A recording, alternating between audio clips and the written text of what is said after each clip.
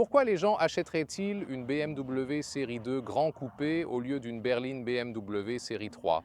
Voici la nouvelle BMW série 2 Grand Coupé, qui est la porte d'entrée dans le monde des berlines BMW, la plus petite et la moins chère aux États-Unis en fait. En Europe, nous aurions aussi la série 1 qui est construite sur la même plateforme. Ceci est également la M235. C'est le nouveau modèle de performance. Le moteur le plus puissant ici. Bientôt plus d'informations sur la puissance. Alors vous pouvez voir, ici, il est également équipé, disons, du look le plus sinistre. Et vous voyez qu'il a noirci toute la calandre puis les ailettes horizontales à l'intérieur. Vous pouvez maintenant obtenir une calandre illuminée disponible en option. Option aussi Matrix LED. C'est le modèle US. Nous sommes ici aux États-Unis pour vous en Caroline du Sud. Et cette couleur ici, c'est Borasan bleu turc, un bleu très vif. Je l'adore. Vous savez, elle attire vraiment l'attention. Je trouve ça super quand les couleurs des véhicules sont aussi marquantes. La longueur est de 4,55 m ou 179 pouces. Cela signifie qu'il est environ 16 cm plus court ou 6 pouces plus court que la BMW série 3. L'écart d'empattement est de 18 cm ou 7 pouces. Cela avantage évidemment ce modèle-ci en dynamique de conduite. Avec un empattement plus court, la dynamique de conduite est meilleure.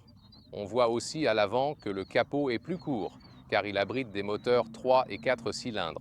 Marché nord-américain, 4 cylindres uniquement. Avec la BMW série 3, vous pouvez aussi installer des moteurs 6 cylindres montés longitudinalement. Ici, le moteur est monté de manière transversale, ce qui fait que l'on ne perd pratiquement pas d'espace à l'intérieur du véhicule. Cela se concentre sur une plateforme à roues avant, mais il existe aussi des modèles à 4 roues motrices vers l'arrière. Ils ont rendu le véhicule un peu plus mince avec une signature moderne de feu arrière que vous pouvez voir. Ici, nous avons aussi le contraste avec la lèvre supérieure. Ceci est également équipé du Pack Tech Pro.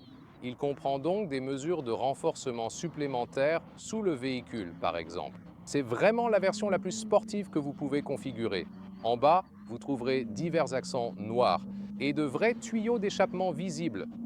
1, 2, 3, 4, ça a l'air plutôt cool et j'ai vraiment hâte de voir comment celui-ci sonne également dans la version américaine, nous en parlerons aussi. Passons au moteur, donc dans l'UE, vous aurez également des moteurs 3 cylindres de 1,2 litres que vous n'avez pas ici aux États-Unis. Là-bas, vous commencez directement avec les moteurs 4 cylindres de 2 litres. La version d'entrée de gamme sera à traction avant et la transmission intégrale est disponible, le 235. Avec soit 300 chevaux dans l'U, 317 chevaux ici dans le pack US. Cette barre de renfort ici, vous l'obtenez déjà avec le pack M Sport classique. Des roues de 17 à 19 pouces. Et celles-ci sont les plus grandes roues de 19 pouces. Dans ce cas, ce sont également les roues spéciales, forgées et légères. L'accélération de ce modèle est de 4,9 secondes en UE et de 4,7 vers 60 mph. Donc déjà vraiment très rapide. Concernant le poids, il y a peu de différences notables si on le compare, par exemple, à une 330i X-Drive. Il est seulement autour de 20 kg plus léger, donc pas vraiment de grande différence entre une série 2 et une série 3. Les indicateurs de virage possèdent cet effet pulsant, ce qui est plutôt cool. Certains l'adorent, d'autres non, mais c'est ce qu'ils proposent actuellement ici. Quant à la suspension, si vous choisissez un pack M Sport ou la M235, vous bénéficiez alors de la suspension M Sport avec des amortisseurs qui sont adaptatifs, offrant ainsi une large gamme entre confort et sportivité. Activement changeable, donc vous ne pouvez pas l'ajuster avec les modes de conduite. Il reste toujours dans un certain spectre, puis avec des coussins hydrauliques. Ainsi, c'est vraiment bien que tu puisses désormais mieux combiner sportivité et confort dans une certaine mesure. Dans la version US, les clignotants qui sont à l'extérieur sont vraiment moins spectaculaires en rouge. Avec la spécification de l'UE qui utilise le jaune, c'est bien plus visible. Je ne comprends pas bien les réglementations américaines. Selon moi, les clignotants jaunes sont toujours bien plus visibles et permettent de mieux distinguer les feux de freinage des clignotants. Oui, mais c'est comme ça depuis très longtemps, tu sais. Puis, le bruit de fermeture des portes n'est pas terrible. Ça te plaît? Léa aime. Pas moi, mais c'est une question de goût. On a ici des portes sans cadre. C'est aussi un aspect spécial.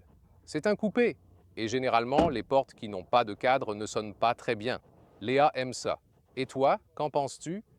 À l'intérieur des portes, le haut est structuré, mais assez dur. Ici, c'est plus doux, et pour le coude aussi, système audio Harman Kardon en option. Pas de revêtement en feutre à l'intérieur ici, cependant. Mais c'est tout. Oh, oui, ce seuil d'entrée est ici couvert avec le badge. Et puis, un élément intéressant ici. Technologie de découpe tridimensionnelle. Pièces en métal, superbe travail. Éclairage derrière. Volant M Sport. C'est comme dans le pack M Sport ou la M235. Le volant de base est aussi sans matières animales. De véritables boutons présents sur le volant, très agréables à manipuler. Les sièges ici, tissu de base. Puis un siège sport. Ici, microfibre disponible par exemple. Il y a également du simili-cuir disponible. Vous pouvez voir le siège Sport M sur les deux sièges ici présents, donc le troisième siège de la rangée. Et celui-ci a comme un trou ici, inspiré par une ambiance de course. Avant, de vrais sièges course, la ceinture passait, mais là, c'est juste esthétique. Et ici, avec des appuis-têtes intégrés. Il y a la microfibre, et ensuite, ça brille à travers comme les couleurs M par derrière. Plutôt sympa. Et en fait, le confort d'assise pour un véhicule compact comme celui-ci est vraiment très bon. Je pense vraiment que l'ergonomie des sièges de ce véhicule peut être meilleure comparée à celle de la série 3. Je suis bien assise ici et ces sièges sport vous maintiennent tout en laissant de l'espace. Et ils te maintiennent aussi vraiment, tu sais, ici aux épaules. Il reste de la marge pour la tête. Le plafond ici, dans la version US, est plus bas à cause des crash tests. Il y a aussi des coutures à la main. Et aussi encore cette vraie pièce en métal juste là. Donc en fait, un travail individuel assez poussé pour ce véhicule. Cockpit neuf et tout numérisé ici. Un bel écran incurvé et deux écrans distincts en bas. Les sièges Sport M offrent la possibilité d'allonger légèrement la partie inférieure. Ici, vous trouverez des porte-gobelets adaptatifs, vraiment très utiles. Vous avez ensuite un chargeur à induction ventilé. Un autre endroit pour votre téléphone ici, mais c'est peu profond. Deux USB-C, levier de vitesse intégré, toujours des transmissions double embrayage ici. Il y a aussi une différence par rapport à la série 3. Et ici, l'accoudoir central pourrait être un peu plus doux, et puis ensuite ici, il y a un peu d'espace libre en dessous. Voilà. Et oui, c'est effectivement déjà une position de conduite qui est assez sportive. Ce volant est vraiment bien épais. Et regarde-moi ça, ce sont de très grandes palettes de changement de vitesse. Vue du conducteur ici, avec les boutons pour le régulateur de vitesse. Les instruments numériques permettent d'afficher la carte avec les tours par minute à droite et la vitesse à gauche. L'affichage tête haute est également présent. Les fonctions climatiques se trouvent à l'écran, même si je préfère des cadrans physiques pour plus de simplicité. L'éclairage d'ambiance change de couleur selon chaud ou froid, une fonction certes intéressante et agréable pour la personnalisation. Un GPS interne est aussi inclus, offrant praticité et confort lors de vos trajets. Centre de test ici à Spartanburg aujourd'hui, ou bien revenir ici, c'est comme tout le menu, vous pouvez le configurer vous-même. Siège arrière, d'abord ici aussi structure, puis ça s'ouvre aussi assez large, siège en microfibre. Et c'est intéressant, les appuis-têtes ici sont rabattables à la demande. Sinon, quand vous n'en avez pas besoin, rabattez-les pour mieux voir à l'arrière. On peut rabattre cette partie pour obtenir des porte-gobelets dotés de lèvres en caoutchouc. C'est aussi, pour plus de praticité, une trappe à ski. Deux chargeurs USB-C au centre. Ensuite, pour l'espace ici, la hauteur sous plafond d'abord. C'est la particularité de la version US. Il existe une norme de sécurité qui exige un test de collision obligatoire pour les passagers arrière sans ceinture. Donc, et parce que cela existe, vous avez moins d'espace libre dans la version américaine. Donc vous auriez un peu plus d'espace libre dans la version européenne de celle-ci. Il y a aussi une version avec toit panoramique disponible. Pour l'espace jambes, les sièges M Sport sont un peu plus épais. Avec les sièges de base, cela devrait aller mieux. En les ajustant plus haut, les genoux peuvent s'adapter au renfoncement. Donc c'est proche, c'est sûr, mais le truc c'est que, par exemple, une série 3 n'offrirait pas plus d'espace pour les jambes, parce que là, vous perdez de la longueur plutôt à cause du capot avant. Coffre ou malle? Oui, voyons, 430 litres. Un trolley de cabine tient aussi comme ça, Ici, c'est 1 mètre ou 40 pouces en largeur, presque 1 mètre ou 40 pouces. Et ici, 2 tiers, 1 tiers rabattable, ou la partie centrale avec l'ouverture pour les skis. La hauteur est de 46 cm. C'est intéressant, cette partie inférieure, vous pouvez la plier ainsi, encore plus. Et cela va de gauche à droite. De cette façon, le dessous est encore mieux utilisé en comparaison avec la série 3, si vous le désirez. Et la longueur totale jusqu'au siège, comme je conduirai, est ici à environ 180 ou 71 pouces. Contrôle de lancement.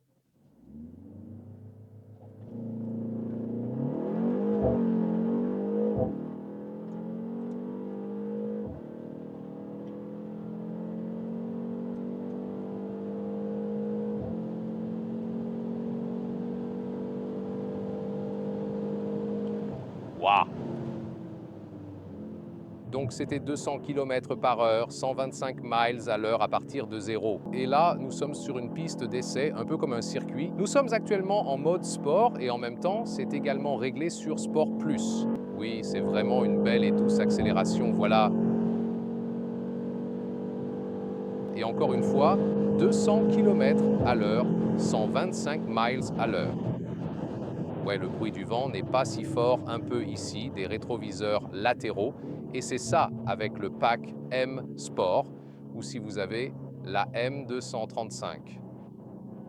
C'est plus bruyant au niveau de ces rétroviseurs latéraux à haute vitesse, c'est juste ça, ouais, je veux dire, c'est à cause de cette forme aérodynamique. Et puis vous avez juste ce problème que c'est effectivement plus bruyant, donc une série de grands coupés de base serait moins bruyante de ces rétroviseurs latéraux. C'est très intéressant, n'est-ce pas? La sensation de direction est en fait vraiment précise et directe. On peut aussi utiliser la ligne droite pour vous montrer ça ici à gauche et à droite, et je sens que c'est meilleure direction que sur la série 3. Ici, on peut tester des changements de voie par exemple. C'est cool car les sièges nous tiennent bien et c'est super, oui.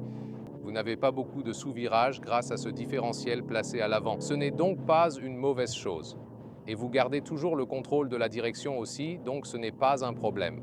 En fait, c'est vrai que vous ne sentez pas un vis à l'arrière, ça n'arrive pas ici. Je peux aussi être un peu serré dans le virage. C'est vraiment stable dans ce virage et ça fait exactement ce que je veux. Ça se sent bien ici quand j'accélère pour sortir du virage. Oui, c'est vraiment agréable, j'adore ça. C'est très amusant à conduire, en fait, c'est plutôt cool et c'est bien d'avoir ce circuit à haute vitesse. Mais on peut aussi vous montrer le potentiel de vitesse maximale de manière légale. Nous avons aussi des freins performants ici, ils font un excellent travail, un dosage précis de ces freins, ouais, j'adore ça. C'est bien sûr un peu de conduite sur route.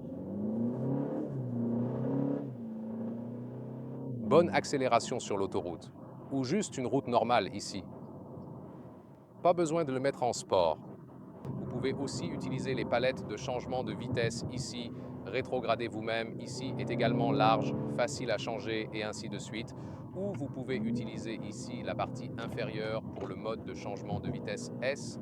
Avec des roues de 19 pouces ici, ce n'est pas trop rigide. Pour obtenir plus de confort, tu choisirais probablement des roues plus petites, car elles rendront la conduite beaucoup plus douce. C'est toujours ça.